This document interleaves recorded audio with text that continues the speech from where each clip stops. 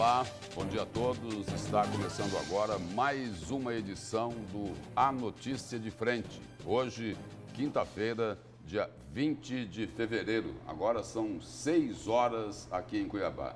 E é claro, sempre agradecendo a você pela honra da sua companhia. Aqui na bancada do Notícia de Frente, o imortal Lourenberg Alves e Antero Paes de Barros. Bom dia, professor. Bom dia, Lúcio Sorge. Bom dia, senador Antero. Bom dia, telespectador. Bom dia, Antero. Bom dia, Lúcio. Bom dia, professor. Bom dia, telespectador e telespectadora. E a gente começa aqui a Notícia de Frente desta quinta-feira, mostrando aqui as primeiras imagens de Cuiabá. Vamos ver aí o local onde as câmeras da CEMOB estão, as câmeras da Secretaria de Mobilidade Urbana. Aí, a Avenida Miguel Sutil, trânsito tranquilo neste momento, ali nas proximidades, ali próximo também da rotatória ali, da Avenida Dante de Oliveira, da Avenida dos Trabalhadores. Aí a trincheira aí da Miguel Sutil.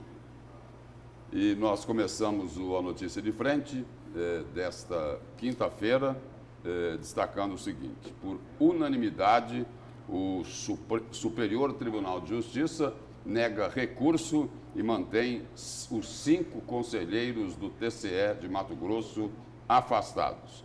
A Corte Especial do STJ negou o pedido de retorno às funções de 4 conselheiros do Tribunal de Contas. Por unanimidade, os ministros acompanharam o parecer de Raul Araújo Filho, que opinou pela prorrogação do afastamento por mais 180 dias até a conclusão do inquérito da Polícia Federal. Os membros do TCE são suspeitos de cobrar uma propina de 53 milhões do ex-governador Silval Barbosa para não fiscalizarem as obras relacionadas à Copa do Mundo de 2014 aqui em Cuiabá.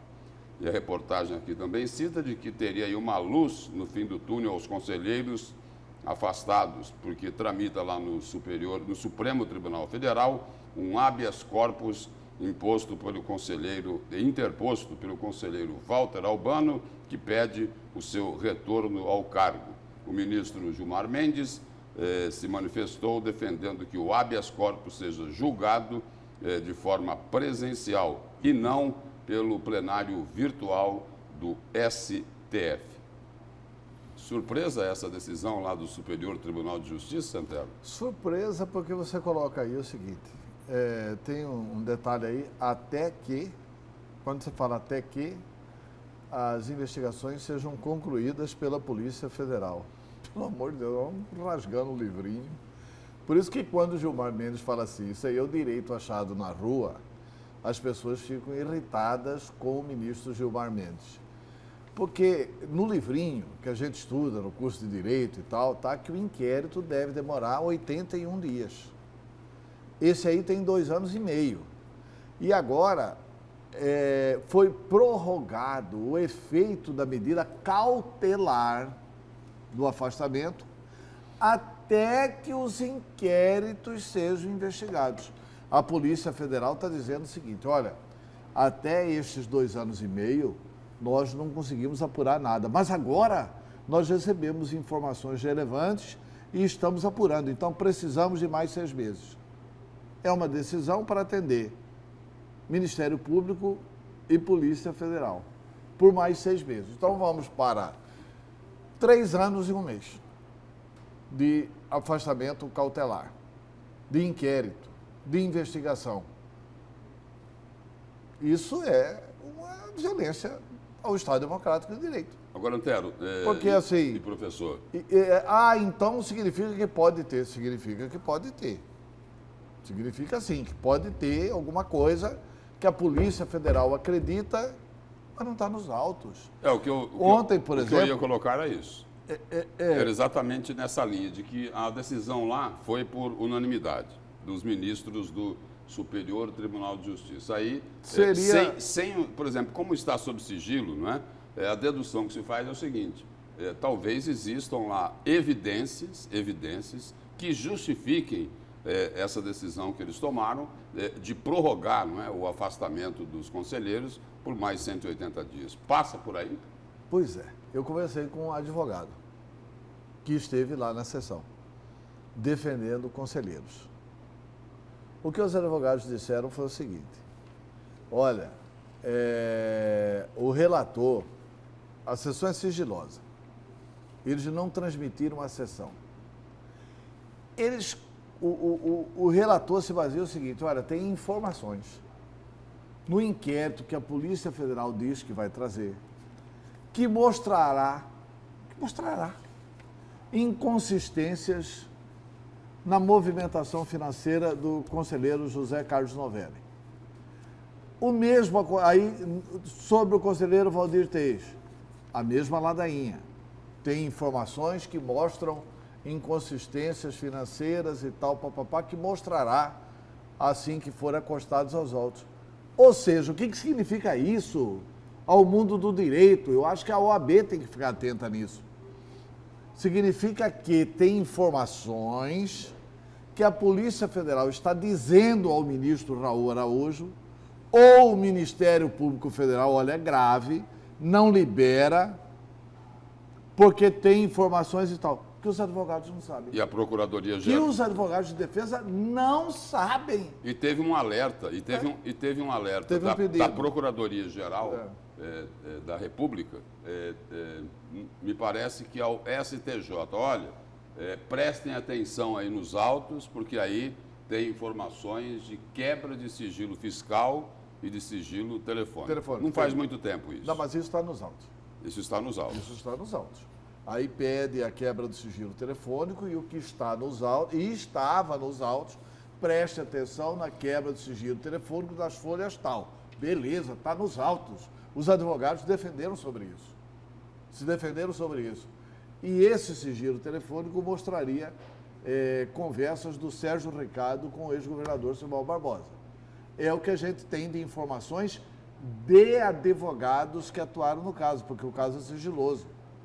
Assim, como é que leva a julgamento o professor Lorenberg, o Lúcio e o Antero, e o advogado do professor Lorenberg, do Lúcio e o Antero, não sabe do que o senhor está sendo acusado? Está errado isso.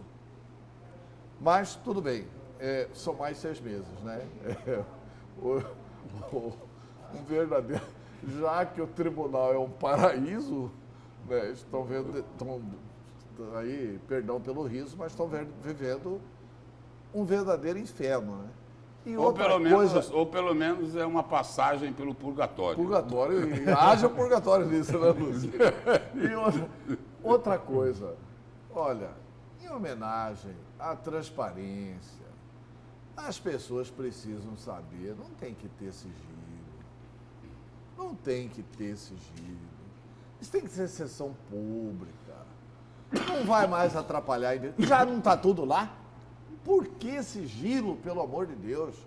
Até para as pessoas ficarem confortadas assim. Não, eles foram condenados justamente. Ou não, eles continuam afastados injustamente. Olha, tem que ter a revelação disso. Eu vou torcer para daqui a 6 meses a sessão ser pública. Porque senão é um mistério. Né? O da Santíssima Trindade nós temos fé e acreditamos. Eu, pelo menos, acredito. Agora, nesse, eu não sou obrigado a acreditar. Nesse, eu acho que eles têm que expor a opinião pública. E lá do Superior Tribunal de Justiça, a gente vem para o Tribunal de Justiça aqui de Mato Grosso. A revista Veja fez uma crítica dura ao fato do desembargador Marcos Machado decidir sozinho a delação de José Riva. A revista lá, a coluna Radar, colocou em suspeição o desembargador, coloca em suspeição o desembargador Marcos Machado, levantou uma suspeição, não é? Relator do pedido de delação do ex-deputado José Riva, que já foi aprovado pelo Ministério Público.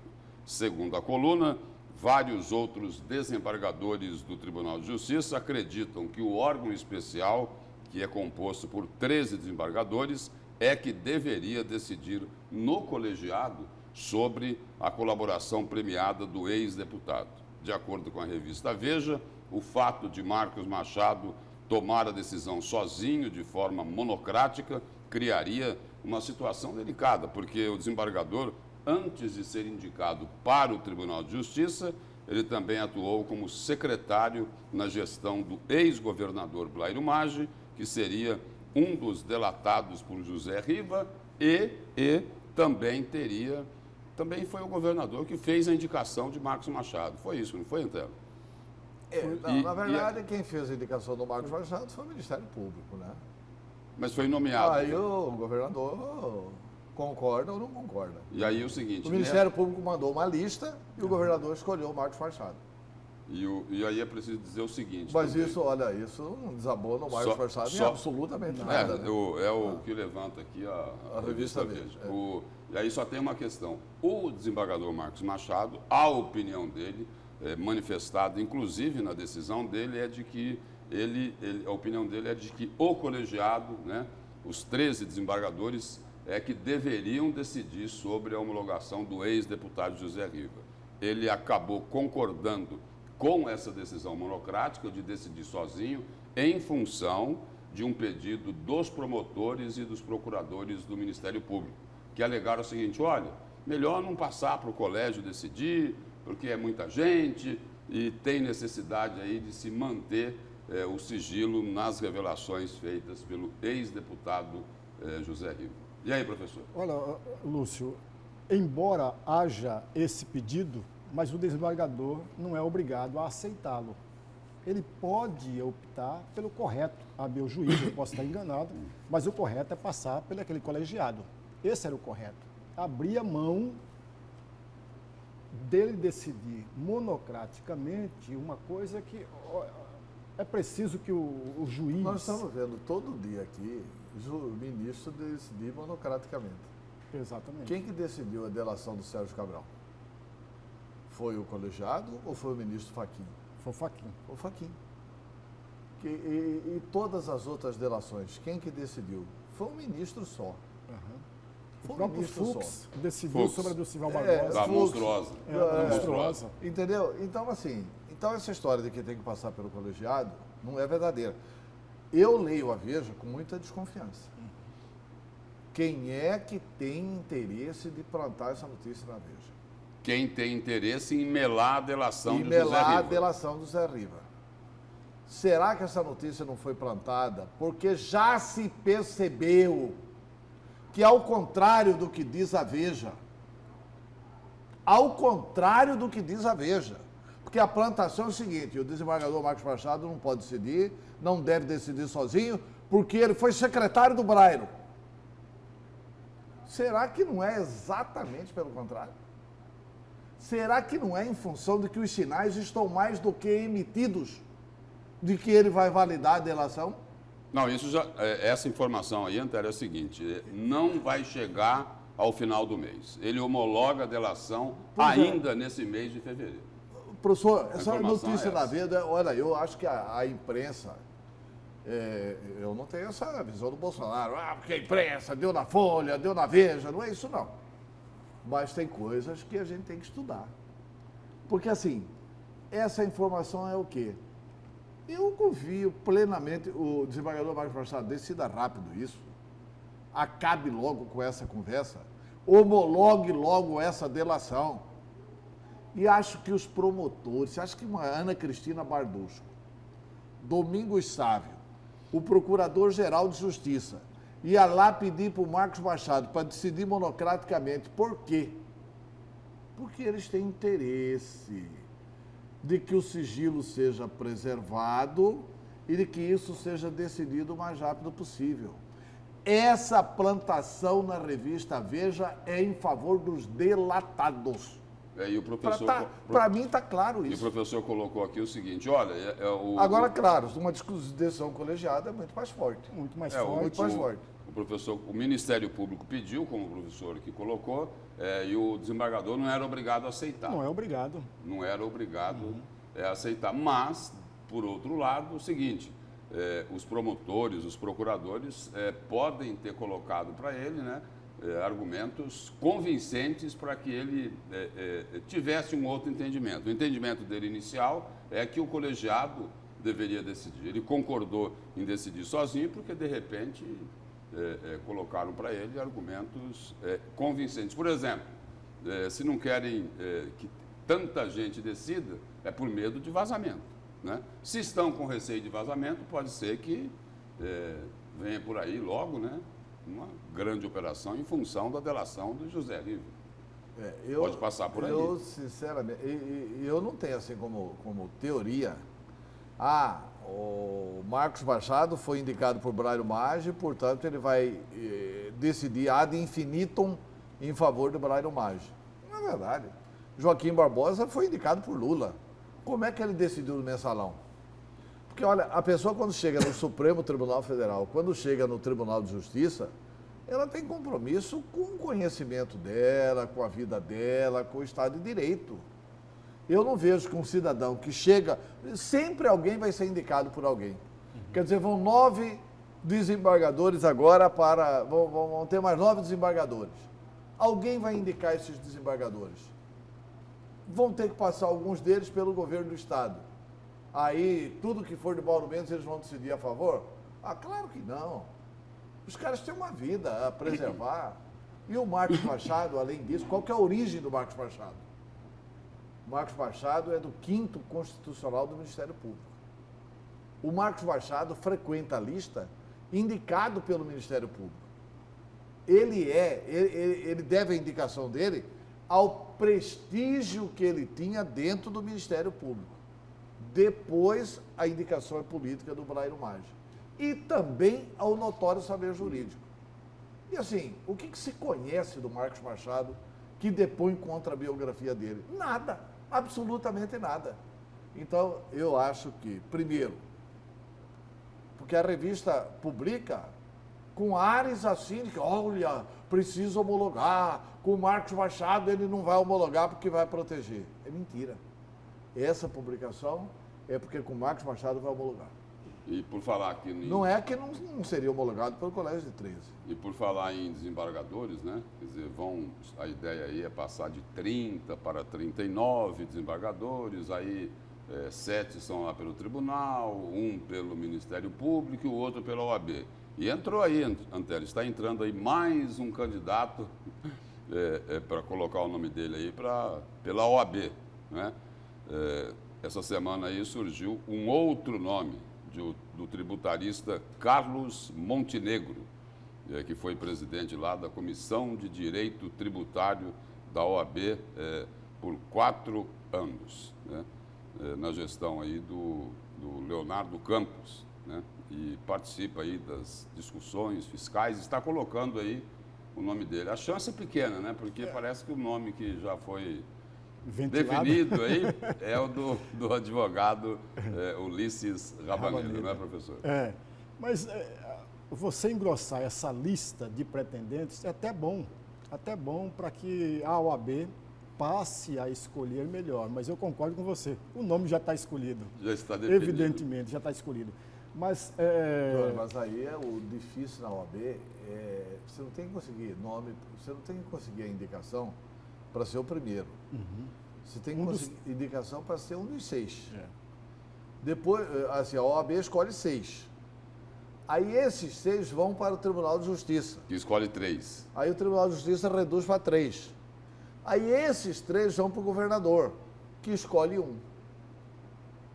Entendeu? Então, a grande química da OAB é escolher 6.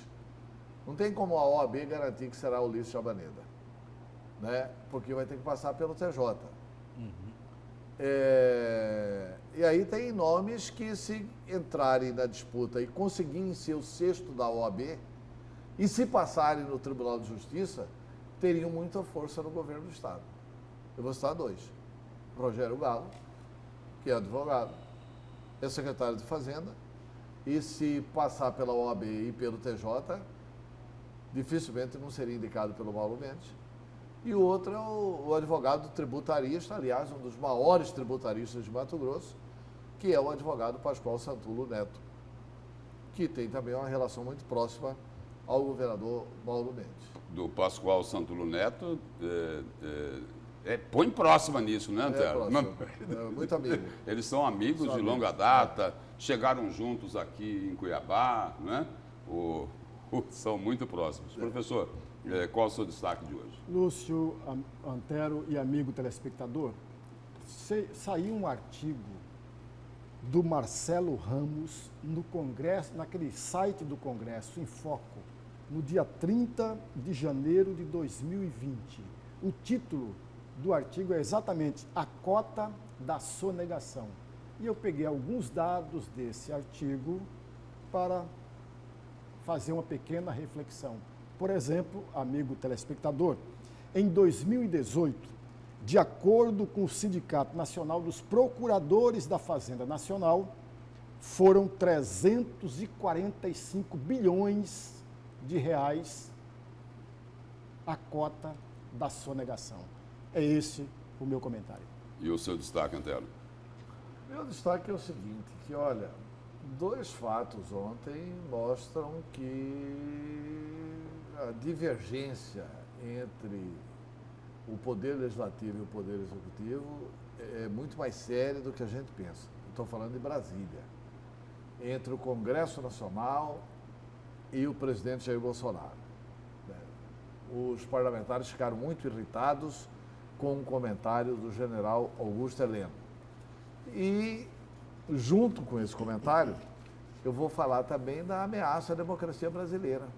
O crime de motim que está sendo praticado pelos policiais militares do Ceará. A greve de servidor público é permitida? É. Da Polícia Militar não é permitida e não pode ser permitida. Quem usa arma não pode fazer greve. O que a Polícia Militar do Ceará tem feito é crime de motim e chantagem contra a população do Ceará. E ontem, a Polícia Militar do Ceará atirou no senador licenciado Cid Gomes. A que ponto nós chegamos, gente? Com a Polícia Militar atirar num senador.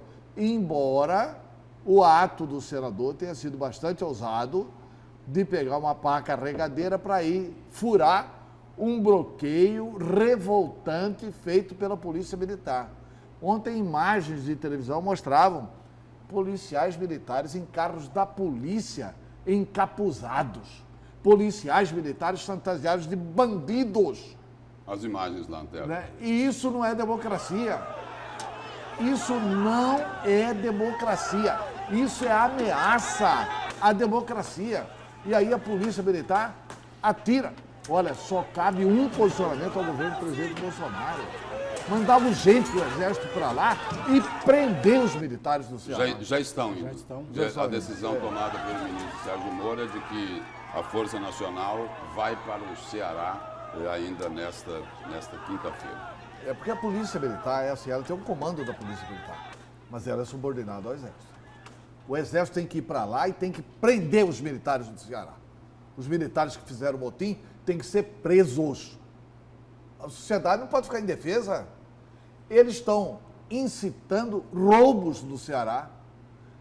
Eles estão ameaçando o comércio fechando as portas. Bandidos de farda. Pior que bandidos comuns. O pior bandido é o bandido de farda. Quer dizer, não pode ter greve de quem usa arma. Bom, dando sequência aqui, essa semana nós tivemos aí o furo, né? Do lado que o presidente falou, o furo lá relacionando com a repórter da Folha de São Paulo, né? Ontem nós tivemos aqui um episódio sobre terreiro de macumba. É isso?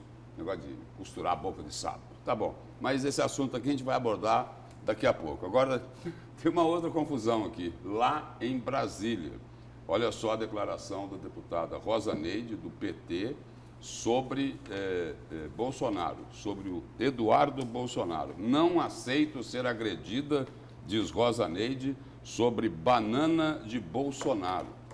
A deputada do PT criticou a postura do colega Eduardo Bolsonaro, que deu uma banana. E olha só, Antero, e mandou que as deputadas, abre aspas, raspassem o sovaco, fecha aspas, na sessão de terça-feira. A petista estava entre o grupo de 40 parlamentares mulheres que usaram a tribuna para repudiar a fala do presidente Jair Bolsonaro em relação à jornalista da Folha, Patrícia Campos Melo. Ela disse que foi eleita com 51 mil votos e não aceita ser agredida. Era uma vergonha dar uma banana em público e dizer que não é agressivo, que não ofende, questionou a parlamentar. Aí Eduardo defendeu o pai, Jair Bolsonaro, que na terça-feira insinuou que a jornalista da Folha queria trocar sexo por um furo jornalístico. E aí ele usou a tribuna após o grupo de mulheres ter lido a nota de repúdio contra o presidente. E nós temos aí um trecho da fala do deputado Bolsonaro. Vamos ver. Pelo tempo de liderança do PSL, deputado Eduardo Bolsonaro, Vossa Excelência tem 7 minutos. Senhora presidente, ele é ainda do PSL. Para além da roubalheira que esse pessoal da esquerda cometeu, que revoltou tanto as pessoas, esse tipo de discurso também revolta.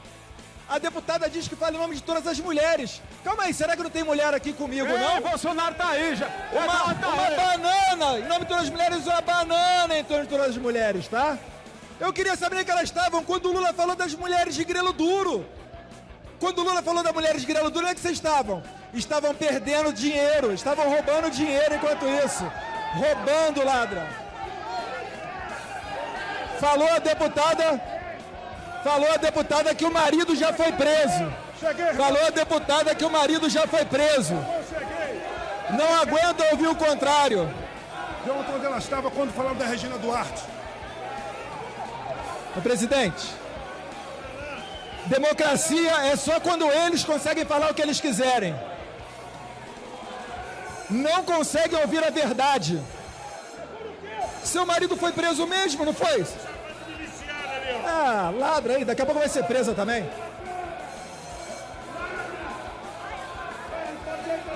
Presidente, a amante está falando no meu ouvido. Fala para a amante segurar um pouco. Respeitem Fala para a quem amante está segurar com a um pouco. palavra.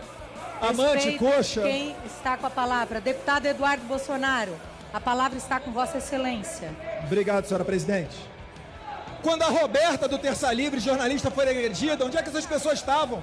Quando o Lula falou às mulheres de grelo duro, onde é que os senhores estavam? Quando o José de Abreu cuspiu numa mulher no restaurante, onde é que os senhores estavam? Quando o José de Abreu falou que Regina Duarte que o fascista merece ser tratado na base do cuspe e ser mulher não a transforma em um ser humano, onde é que essas mulheres estavam? Então isso aqui não passa de discurso político. Isso aqui é a imposição do politicamente correto para tentar calar a boca do presidente Jair Bolsonaro. O politicamente correto não é sobre o que se fala, mas sobre quem fala. E eles acham que eles podem falar. Bom, o deputado Eduardo Bolsonaro ele tem todo o direito, no lado da tribuna, num debate político, fazer as críticas, contra-argumentar, citar até os exemplos que ele citou agora da banana, mandar raspar o sovaco, aí não, né? Menos, né? Precisa ter um pouquinho mais de nível desse tipo de discussão. Não é isso, professor? Lúcio e amigo telespectador, eu sempre achei... Não, e não é porque é Eduardo Bolsonaro que fez isso. Qualquer um merecia essa crítica se tivesse feito a mesma coisa. Ó, eu sempre achei, e vou defender isso, que o plenário de um parlamento, seja municipal, estadual ou federal, é algo sagrado. Por quê? Ali se discute os interesses do conjunto da sociedade, os interesses do próprio Estado. É para isso que tem o plenário de um parlamento. E a tribuna faz parte desse mesmo plenário. Nós já vimos outros filmes da mesma forma.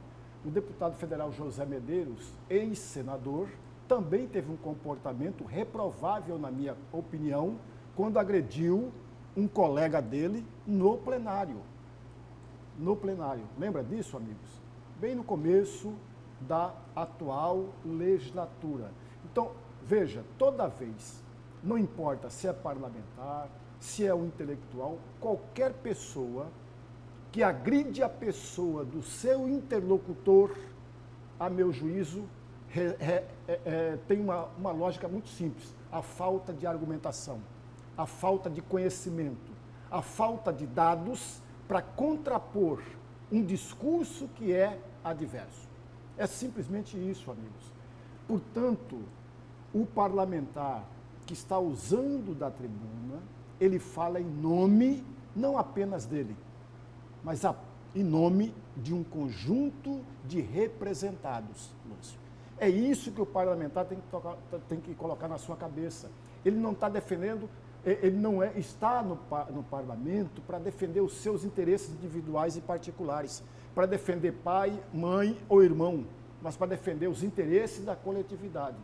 E você vence uma discussão, sobretudo no parlamento, embora não seja a prática, com ideias, com argumentos, com conhecimento. Embora isso não seja a prática corriqueira no parlamento brasileiro.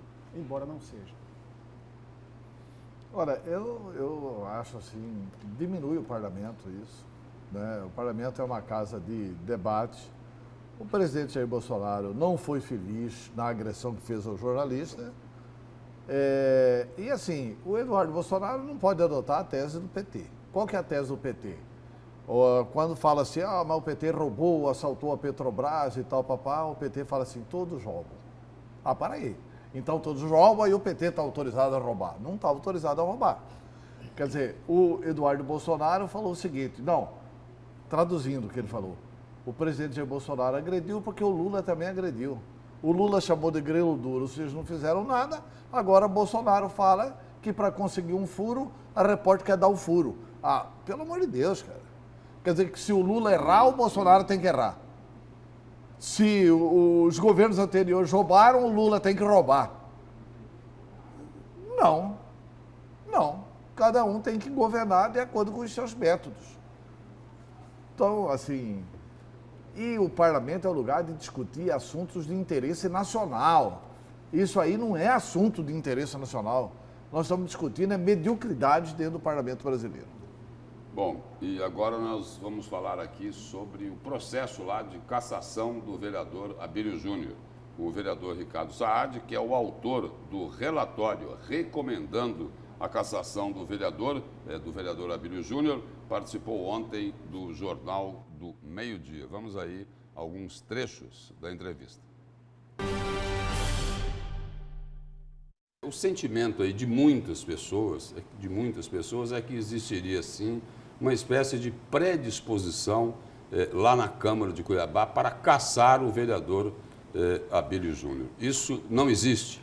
Não, isso não é verdade. Eu fui uma das pessoas que mais orientou Abílio desde o começo. A gente sempre fala para ele, cuidado, Abílio, você é impulsivo, você fala demais, você age diferente. Tanto que quando acabou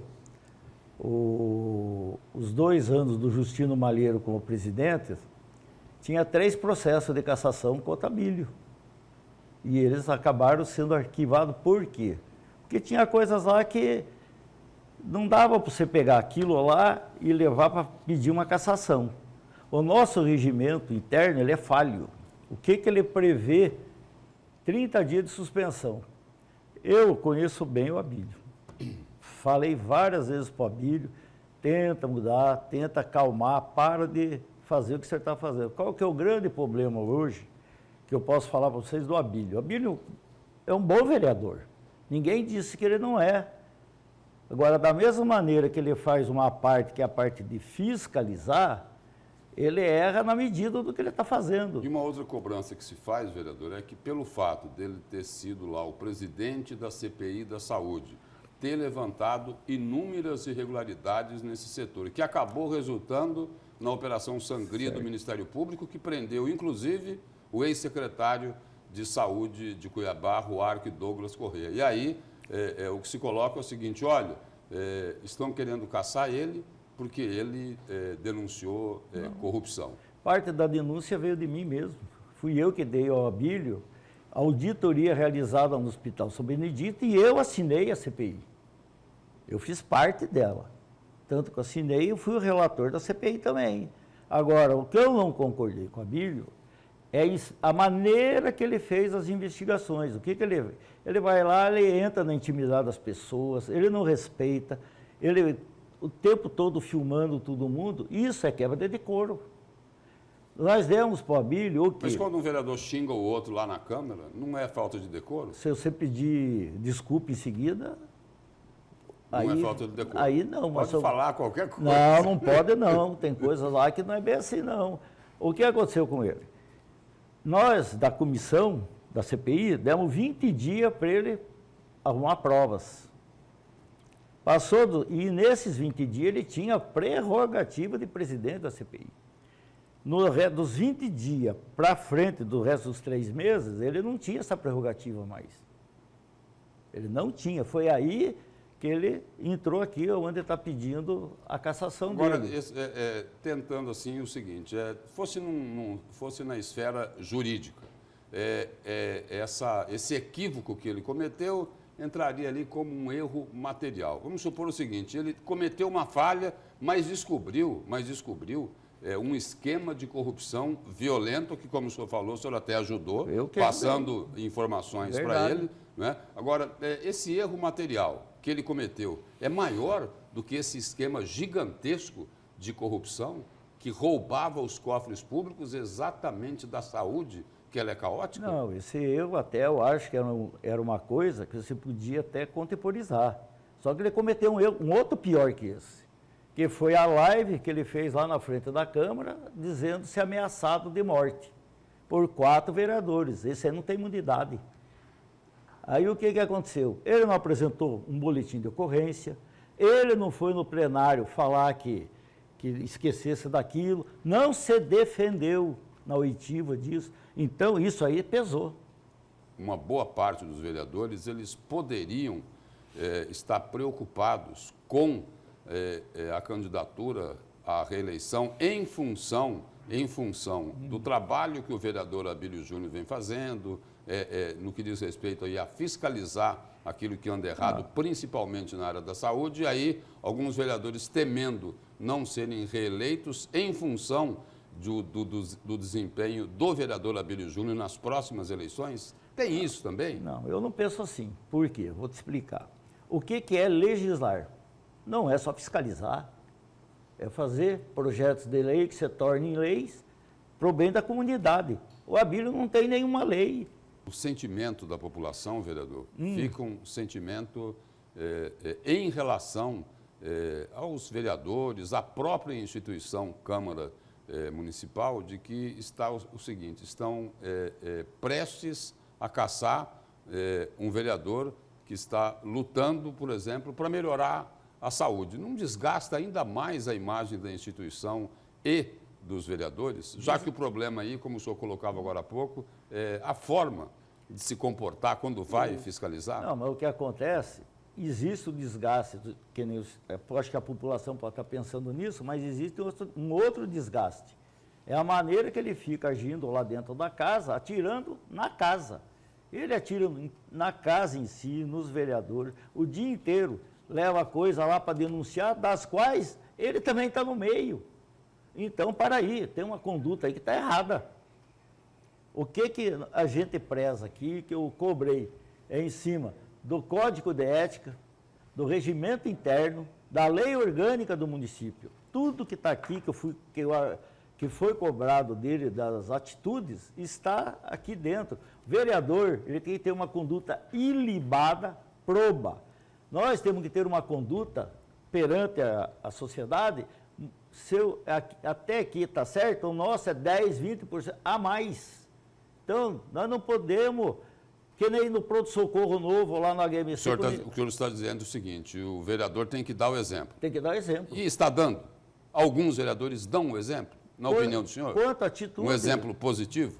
Não, tem vereador lá que o trabalho dele é dentro da comunidade dele e eu não consigo medir isso. Eu já lhe expliquei.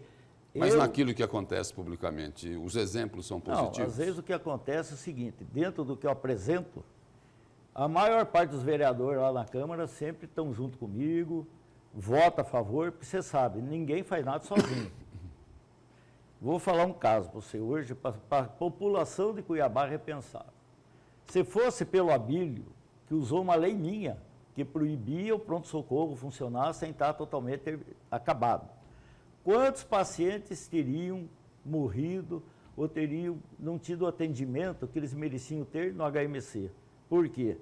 Ele foi lá agora, se viu a atitude dele lá na frente, a polícia correndo atrás. Isso não é atitude de vereador. Sinto muito, Lúcio. Eu não faço isso. Eu vou, sabe quantas vezes eu já fui na HMC? Esse ano, várias. Fui lá fiscalizar. Tem coisa que eu vi lá que eu não concordo da maneira que está. Fui no Belotto, que é o diretor, conversei com eles, voltei para ver se eles tinham melhorado, porque essa é a função. A minha função é fiscalizar. Agora, a minha função não é fazer o dia inteiro selfie, mostrar o que está errado e gritar na rua, não é isso. Ontem... Não seria melhor, então, pelo que o senhor diz aí, repreendê-lo pela forma que ele está fazendo e não a pena máxima de cassação? Concordo até com você, em parte. Em parte. Aqui ele infligiu uma coisa, quando ele fez aquela live, o que ele cometeu ali é gravíssimo. Aquilo ali, ele não pediu, não levou BO, não pediu desculpa. Se ele amanhã chegar no plenário pedir uma desculpa por tudo que ele fez, tenho certeza que mais da metade dos vereadores vai pensar diferente e não vota a cassação dele, porque agora o voto é político. Se ele registrar o BO, resolve? Não, agora não, o BO não, foi lá atrás. Não, eu acho que resolveria ele ir lá e falar, não, eu me arrependo do que eu fiz, e está aí, vocês me dêem mais uma chance. O que demonstra isso? Humildade. E eu acho que ele não tem isso. Ele teria que pedir perdão. Não, chegar lá e falar... Para poder ser... Não, ele tem que para que não seja cassado. Ele tem que sensibilizar os pares. Quando a gente erra, a gente não vai lá e fala, não, perdoa, desculpa aí, que na próxima não vou fazer. Aí de cada um vai do sentimento de cada um. Eu mesmo, sinceramente, eu fiz isso aqui baseado em fatos. Quem fez meu relatório, minha assessoria jurídica. Eu sou médico, não sou advogado. E o que está lá dentro que fizeram, até eu li 2, 3 vezes, questionei. Eu questionei. Se era isso, não. O que está aí dentro do regimento interno, lei orgânica, é isso aí. O senhor faz agora.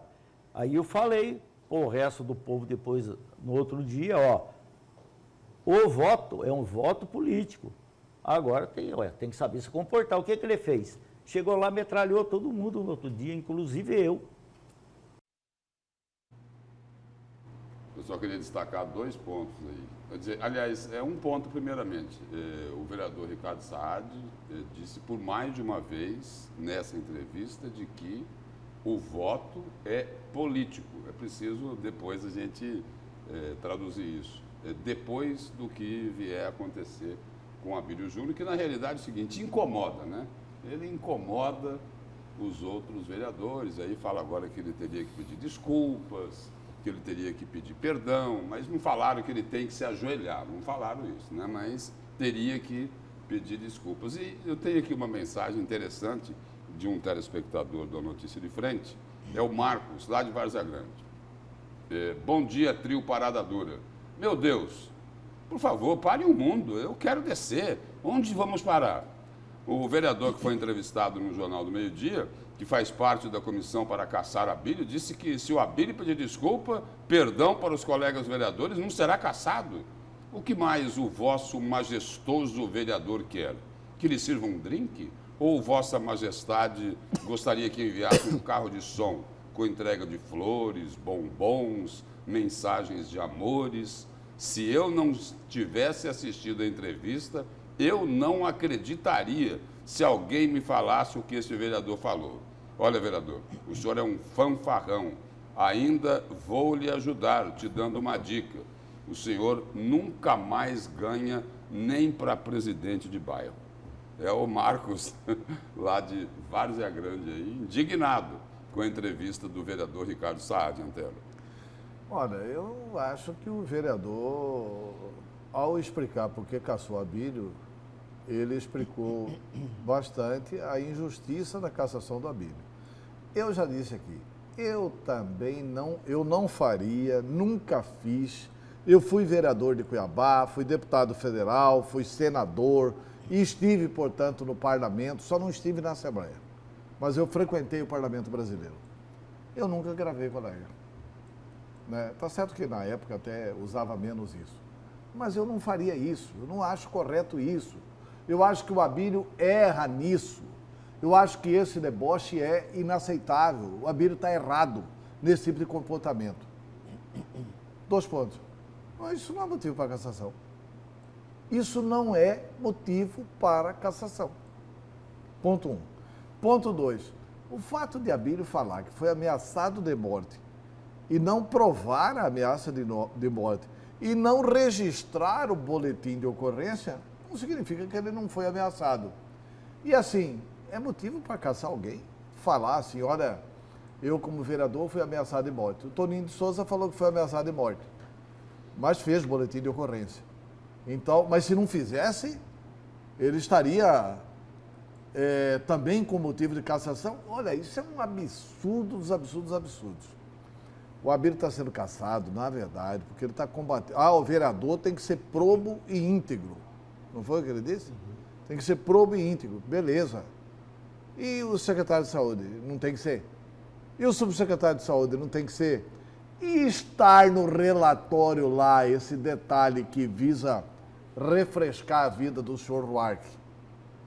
Olha, sinceramente, eu tenho pena da argumentação, não pena do vereador Ricardo Salles, que era muito bem de vida, é médico, é realizado, é uma pessoa respeitada na medicina, continuo respeitando muito ele como médico, etc. e tal, mas como vereador, o doutor Ricardo Salles, está na hora de parar, né? Porque o senhor considerar que um colega chamar o outro de viado, não tem problema, e caçar o Abílio porque ele falou que foi ameaçado de morte, né? Vamos respeitar a opinião, mas eu queria até... Tu quer ir para o intervalo? Então depois eu falo. Bom, só ler algumas mensagens aqui. Bom dia, guerreiros. No mesmo tempo que as normas, regimentos internos, o vereador tanto quer exigir e fazer valer a lei, se vale de um pedido de desculpas. As desculpas se sobrepõem à lei. Rafael, do Cristo Rei, lá de Várzea Grande. Aí tem uma outra mensagem aqui, que é do Diego. Lamentável a postura desse vereador. Esse sujeito vive no mundo da lua. Não fala nada com nada, meu Deus. Isso mostra o quanto estamos mal representados. Tá louco, Chomano? Diz o Diego. Né? Bom dia, estamos vivendo dias de vitimização. Em passado recente, se tudo acontecia, não tinha esse mimimi todo. Teve ex-presidente que deu banana para o AB, chamou o juiz de débil mental e disse que a Suprema Corte é acovardada. Vai alguém ligado ao atual governo falar isso? Bom, essas aí as mensagens dos telespectadores. E nós vamos ao nosso intervalo e voltamos daqui a pouquinho.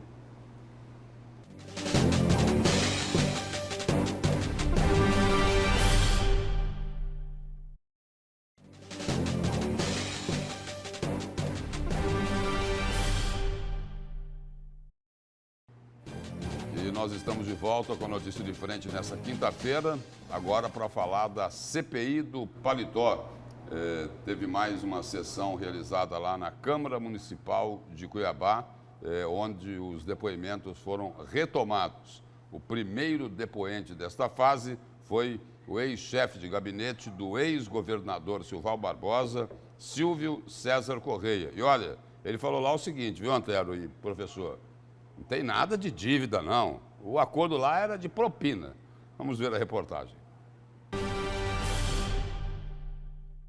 Esta é a segunda vez que o ex-chefe de gabinete do ex-governador Silval Barbosa é convocado na condição de testemunha na CPI. A primeira vez foi antes da judicialização dos trabalhos. As declarações de Silvio reafirmaram o depoimento anterior.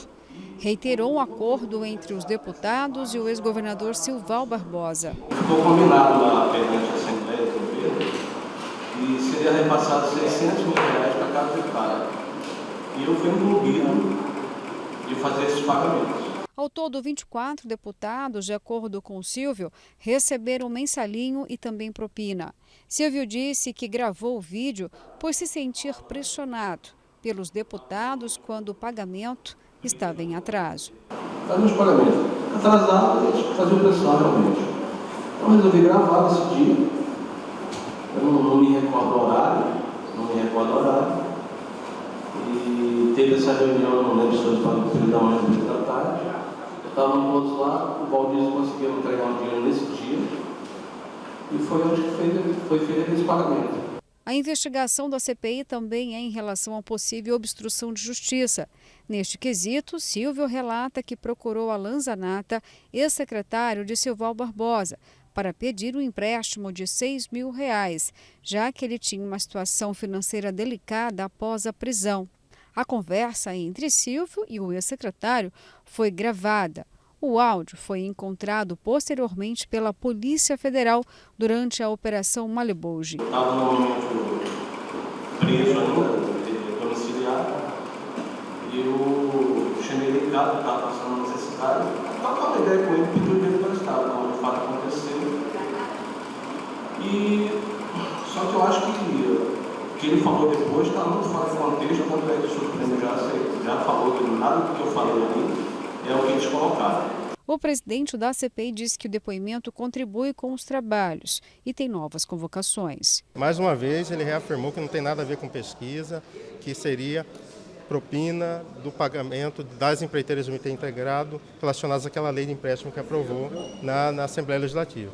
Que havia uma pressão para o recebimento quando se atrasava aqueles valores.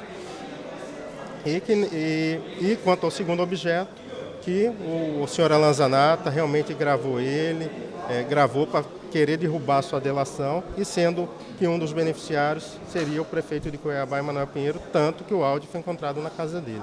A CPI já fez deliberações quanto às próximas oitivas. No dia 2 de março, será a vez do ex-governador Silval Barbosa. Na sequência, Valdecir, que foi o motorista do ex-chefe de gabinete de Silval, Silvio Correia, e posteriormente o ex-secretário Alan Zanata. Outras deliberações só vão acontecer após estas 3 oitivas. Aí então o depoimento de Silvio César Correia dizendo o seguinte: olha, era propina mesmo, que era isso, era para votar a favor do governo, não denunciar as ilegalidades do governo, foi para isso, né? Propina, corrupção. E principalmente por causa do MT integrado, né? A tese que o Silvio defendeu foi essa. E que não só o Emanuel Pinheiro, mas todos os outros faziam chantagens contra o governo, eram todos deputados estaduais, e cada um recebeu 600 mil de propina, era 50 mil por mês, embora a filmagem se refira a uma entrega só. E esse aí era o mensalão, né? Mas só para complementar... Não, é o mensalão da propina. É, o mensalão da propina, mensalão da propina. É que tinha outro lá na Assembleia, né? Que chamavam de mensalinho, né? Não, mas ele também reafirmou que, além disso, eles recebiam propina da Assembleia, e ele não sabia precisar se era o Riva que pagava. Mas está mais ou menos isso dito na delação do Riva, né? E o prefeito Emanuel Pinheiro, ele enfrenta aí várias acusações. E por outro lado, ele acaba potencializando ainda mais as polêmicas envolvendo um grupo de vereadores de oposição. Vamos ver os detalhes agora sobre uma história aí de terreiro de macumba e boca de sapo costurada. Vamos acompanhar aí. Bom dia, bancada, e a você que nos acompanha aqui na Notícia de Frente. Pois é, o prefeito Emanuel Pinheiro, uma semana que não é das melhores. Começou com o lançamento de uma obra do Hospital Municipal Veterinário. O terreno seria uma propriedade particular. Já foi embargada essa obra. Depois, um recuo em relação ao empréstimo para a capital de mais de 100 milhões de reais que o prefeito contrai junto a organismos internacionais. Houve, por parte de secretários, um recuo deste empréstimo, uma desistência. O prefeito vem e coloca que não, que na realidade o empréstimo vai acontecer. Fora todas as discussões envolvendo o grupo dele de sustentação na Câmara de Vereadores, né, os alinhados com o prefeito, e agora protestos em relação ao processo de cassação do vereador Abílio Júnior, que caminha e virou uma pedra no sapato nessa história toda. O prefeito é acusado de fazer intervenções diretas para a cassação do vereador Abílio. Agora, chegou em um ponto em que ele também precisa e diz que vai, né, nesta quinta ou sexta-feira, depor na Delegacia de Combate à Corrupção sobre aquela suposta armação feita por uma servidora da saúde, envolvendo o nome dele e também de vereadores. Aliás, 3 vereadores já depuseram na delegacia. Falta o depoimento do prefeito. Pela prerrogativa do cargo, ele pode marcar uma data. Nós conversamos com o prefeito sobre esses e outros assuntos relacionados aos encaminhamentos políticos. E pasmem, o prefeito chegou ao ponto de dizer que recebeu um vídeo, imagens de um vereador de oposição ligado à CPI do Paletó, que também foi reaberta na Câmara de Vereadores, e que esse parlamentar municipal foi visto em um terreiro de macumba para costurar o nome do prefeito na boca de um sapo. Não acredito nisso, mas foram lá me levar. Entendeu? Eu falei, Deus me livre, nem sabia que ia amarrar em boca de sapo dar atrás de vida. Você vê que nem amarrando, nem indo em terreiro de macumba, nem indo em terreiro de macumba tá dando certo para parar a gestão Emanuel Pinheiro. Pode ir que espírito ruim fica com o lado ruim lá, que é só coisa boa. Só espírito bom e de luz estão iluminando a nossa gestão. Meus companheiros, não tem boca de sapo que pare Emanuel Pinheiro. Porque se ele está sabendo disso e está colocando o nome dele é porque ele está indo lá. Eu não vou, não participo desse tipo de coisa. Estamos trabalhando por Cuiabá e esses empréstimos a gente viu que muitos são prejudiciais. O próprio empréstimo em dólar que o prefeito falou que desistiu, não desistiu nada. A União não está avalizando a Prefeitura de Cuiabá, porque ela o quê? Caiu de nota B para C, reduziu a sua nota de capacidade de pagamento. Então, ele tem que gerir mais por Cuiabá, ele está com muita mania de perseguição, todo mundo está perseguindo ele tem que parar com isso, trabalhar, porque Cuiabá tem que continuar andando enquanto tivermos um prefeito que está preocupado com o centro de macumba, a nossa cidade está perecendo, a saúde está perecendo e ele tem que parar de ir lá, né? Vamos buscar Deus, vai para uma igreja, que se ele quiser eu até recomendo ele ir na minha. Com as imagens do Nilton Oliveira, José Porto para a Notícia de Frente. E tem aqui também uma explicação da prefeitura sobre essa história aí de terreiro de macumba. Porque teve protesto das religiões. Boca de sapo costurada. Aí a prefeitura aqui distribuiu, teve nota oficial para isso. Bacana, né? Não, é porque teve protesto das religiões, né? Porque ele está falando de macumba, etc e tal. Ele está criticando os umbandistas, as pessoas que acreditam. Vai ter nota. E aí ele deu uma nota oficial falando que não está criticando, não, que ele... a história da boca do sapo costurada, né? A respeito da entrevista que foi concedida na manhã de quarta-feira sobre uma possível macumba, o prefeito Emanuel Pinheiro esclarece que foi infeliz ao fazer esse comentário. Reforça que respeita todas as religiões e que, ao falar a palavra macumba na forma figurativa, não afirmou se tratar de nenhuma religião específica e sim de uma possível intenção de prejudicar a gestão. Até porque, como é de conhecimento geral, a chamada macumba, ensina a nota da prefeitura, não possui vínculo com nenhuma religião. Por fim, afirma que comentou algo que vieram relatar, mas que em nenhum momento isso passou a ser relevante dentro da meta de fazer Cuiabá uma capital mais humanidade e com qualidade de vida para a população. Mas quando fala com a comunicação do outro mundo, que é macumba, etc., remete a espíritas e a umbandistas, né? Então, o Emanuel ficou preocupado com isso porque deve ter tido alguma reação sobre isso. Confusão. E no Brasil é livre o direito da religião. Antero, vamos ao seu destaque. Olha, o meu destaque são 2. Primeiro o seguinte, o general Augusto Heleno foi gravado, ele não deu nenhuma declaração não, ele foi gravado. Ele estava numa reunião e falou o seguinte, os deputados são insaciáveis, né? E com essa questão do orçamento, e realmente os deputados cercaram o governo Bolsonaro, cercaram, porque agora eles estão com emenda individual, emenda coletiva e agora implantaram o orçamento impositivo, ou seja, tiraram toda a autonomia do governo. E o general Augusto Heleno, que é o chefe do Gabinete de Segurança Institucional, reagiu. Olha, o que o parlamento tem feito não é da melhor prática. Ontem, por exemplo, estiveram reunidos Rodrigo Maia, Davi Alcolumbre, Rodrigo Maia apresentou qual a reforma tributária que a Câmara vai começar a discutir. O Senado apresentou qual a reforma tributária que para o Senado é a melhor. E vamos começar a discutir a reforma tributária. 2 pontos, sem ouvir o Poder Executivo. Aí o Paulo Guedes agora vai ter que correr atrás para colocar a proposta do Poder Executivo. E há 2 dias atrás, eles disseram o seguinte: nós vamos implantar o parlamentarismo branco. Olha, quer implantar o parlamentarismo? Ótimo. Eu, pessoalmente, sou parlamentarista. Mas tem que votar, tem que mudar a Constituição, tem que ouvir a população, porque a população, quando consultada, votou a favor do presidencialismo. Implantar parlamentarismo não é da boa prática. Então, o general Augusto Heleno tem razão na reclamação, mas o jeito de falar causou problemas nas relações democráticas, tanto com a Câmara quanto com o Senado da República. Ponto. Vira a página. Outra questão gravíssima que eu entendo que choca com a democracia é a situação do Ceará.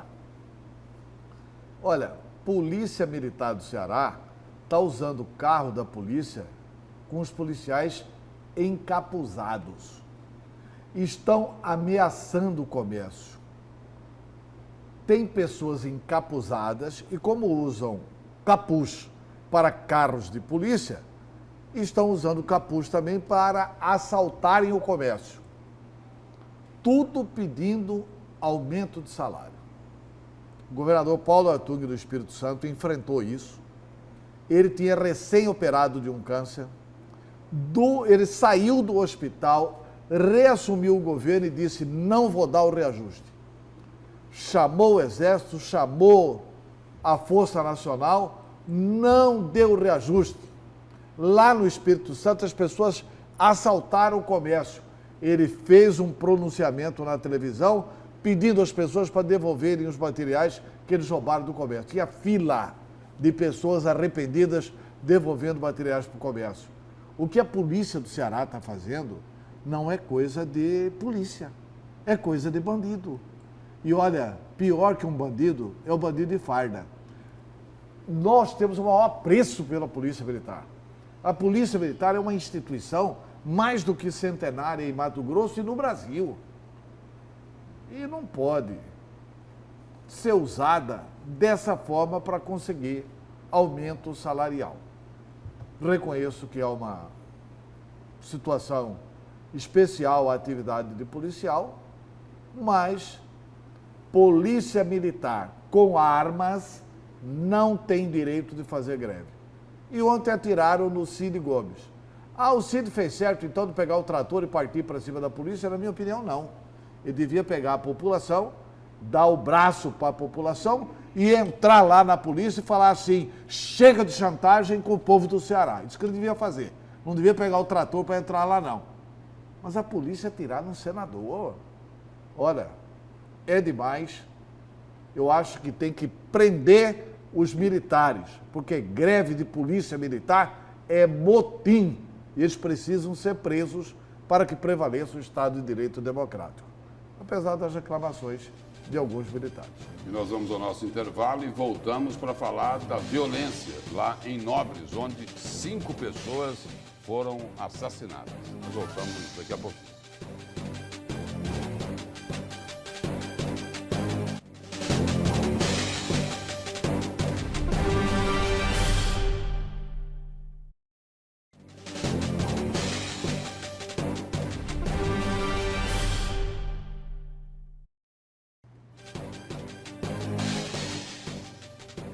E nós estamos de volta com Notícia de Frente e agora falando de violência lá no município de Nobres.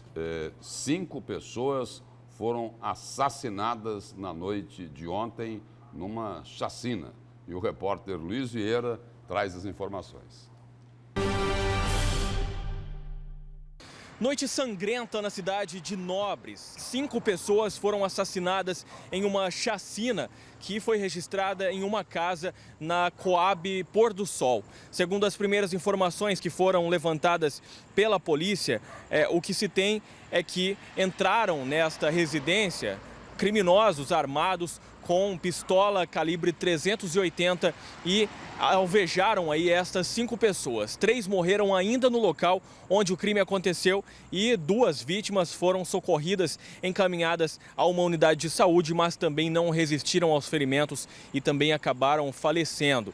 A polícia acredita que o crime possa ter relação com um homicídio praticado no final do mês de janeiro e também que possa se tratar de um acerto de contas entre quadrilhas rivais. A polícia segue na busca aí por mais informações sobre esta chacina praticada na cidade de Nobres e também em busca dos criminosos. O caso passa então a ser investigado pela Polícia Judiciária Civil. Bom, nós vamos direto agora para o seu destaque, professor Nuremberg. Lúcio, Antero e amigo telespectador, um artigo belíssimo do Marcelo Ramos que fala sobre a conta da sonegação. Eu vou citar aqui 3 dados rapidamente, só para que a reflexão de todos nós. Por exemplo, em 2018, de acordo com o Sindicato Nacional de Procuradores da Fazenda Nacional, foram dos 345 bilhões de reais a sonegação, a conta da sonegação. Porém, veja, amigos, de acordo com o advogado e auditor fiscal da Receita Federal do Ceará, Michael, ele diz que estima que escaparam pelo ralo da sonegação 570 bilhões de reais. Isso significa dizer, de acordo com a conta desse auditor e advogado, 7 vezes mais, veja, 7 vezes mais do que o país viu escorregar pelo ralo da corrupção. Se bem que, a meu juízo, sonegação também é corrupção. Mas existe um outro dado interessante aqui, amigos. Por exemplo, o Instituto Brasileiro de Planejamento Tributário diz que 27% das grandes empresas do país, veja, 27% das grandes empresas do país estão em débito com o tributo. 49% das empresas médias também não estão em dia com o tributo. 65% das pequenas empresas também não estão em dia com o tributo. E para concluir, aí nós percebemos, diante desses dados todos, da importância que tem 2 projetos, um na Câmara e outro no Senado, para discutir a questão da reforma tributária. E o que argumenta, tanto uma quanto a outra, fala da simplificação de tributos, como se isso fosse o remédio para resolver esse problema. Não o é. Simplificar o tributo não ataca a sonegação. É preciso que haja rigorosamente instrumento suficiente para punição dos sonegadores e, mais ainda, possibilidade de uma negociação, não abrir mão do sonegado, não fazer como é costumeiro em todos os governos brasileiros, abrir mão de grande parte do que foi sonegado. Sonegação, para mim, é corrupção. E olha, registrando aqui uma mensagem aqui do telespectador, o Cláudio, do Dom Aquino. Ele fala: bom dia, Lúcio, Antero e professor. O vereador disse que tem que ter atitudes ilibadas, honestas. O telespectador faz referência aqui, o Cláudio faz referência à entrevista que nós exibimos aqui do Jornal do Meio Dia de ontem, do vereador Ricardo Saad, o relator lá, que pediu, que recomendou a cassação do vereador Abílio Júnior. E o Cláudio completa. Mas o prefeito, ele diz o seguinte, só retornando, o vereador diz que tem que ter atitudes ilibadas e honestas, mas o prefeito e os vereadores que apoiam o prefeito não têm essas qualidades. Isso é um fato. Quem diz isso é o Cláudio, do bairro Dom Aquino. Né? Então, essa aí é a opinião do telespectador. Caros jornalistas, vendo o vereador falando que o vereador Abílio não apresentou nenhuma lei. O que sabemos lá na Casa dos Horrores, somente é aprovado o que querem lá a maioria dos vereadores lá da Câmara Municipal de Cuiabá, e ele usa o termo aqui, amiguinhos do paletó. Então, essas aí são algumas das mensagens dos telespectadores do A Notícia de Frente. E dessa forma, nós encerramos o programa de hoje. Muito obrigado ao professor Gorenberg, muito obrigado ao Antero Paes de Barros, e nós encerramos aí com as imagens agora das câmeras da CEMOB, da Secretaria de Mobilidade Urbana. Vamos a essas imagens aí. Avenida Miguel Sutil, aí o trânsito já um pouco mais movimentado, às 7h14. E o A Notícia de Frente estará de volta amanhã, às 6 da manhã. Até lá e um bom dia.